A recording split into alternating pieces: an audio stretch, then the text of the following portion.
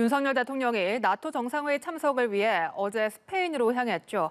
오늘부터 본격적인 외교 일정이 시작되는데요. 마드리드 현장에 나가 있는 방현덕 기자 연결해 보겠습니다. 방 기자, 한국은 저녁 시간대인데 거기는 낮이네요.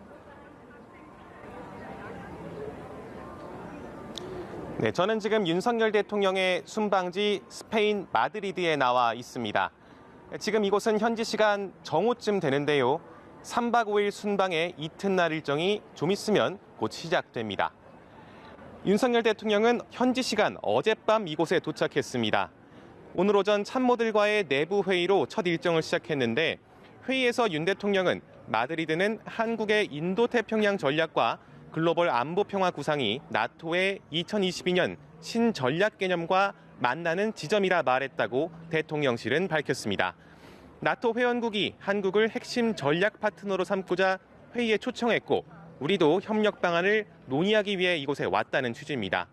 오후부터 이어지는 본격적인 외교 일정을 앞두고 이 자리에 온 목적을 다시 한번 강조한 걸로 해석됩니다. 네, 윤 대통령의 첫 순방인 만큼 어떤 일정이 이어질지 관심이 큰 상황입니다. 어떤 일정이 예정이 되어 있습니까? 오늘은 총 3건의 공식 일정이 예정돼 있습니다. 첫 일정이 한국과 호주의 정상회담입니다. 호주는 나토 회원국은 아니지만 우리와 마찬가지로 나토 파트너국으로서 초청됐습니다. 올해 수교 61주년을 맞아 두 나라가 앞으로 중국을 포함한 인도태평양 지역에서 어떤 새로운 관계를 맺을지 모색하는 자리가 될 전망입니다.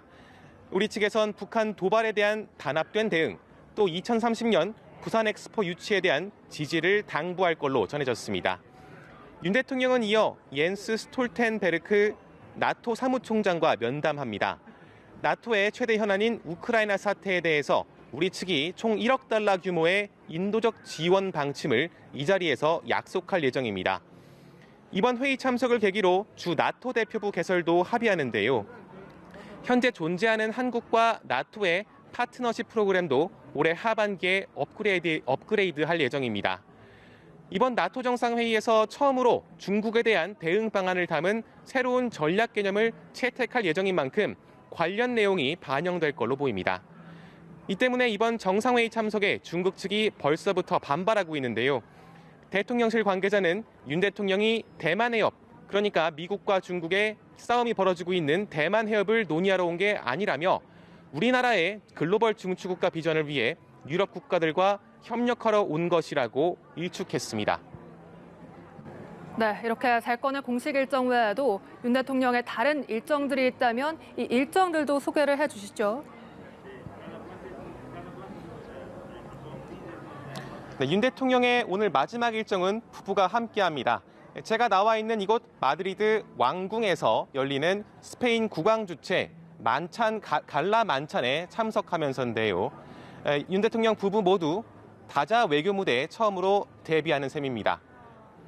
미국 조 바이든 대통령 또 일본 기시다 후미오 총리 부부와 자연스럽게 만나는 그런 장면도 연출될 걸로 보입니다. 순방 일정은 지금 시시각각 바뀌고 있습니다. 핀란드와의 정상회담은 핀란드 측 사정으로 취소됐고 프랑스와의 회담이 모레 추가로 잡혔습니다.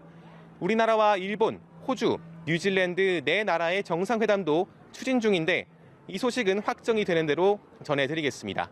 지금까지 스페인 마드리드에서 연합뉴스TV 방현덕입니다.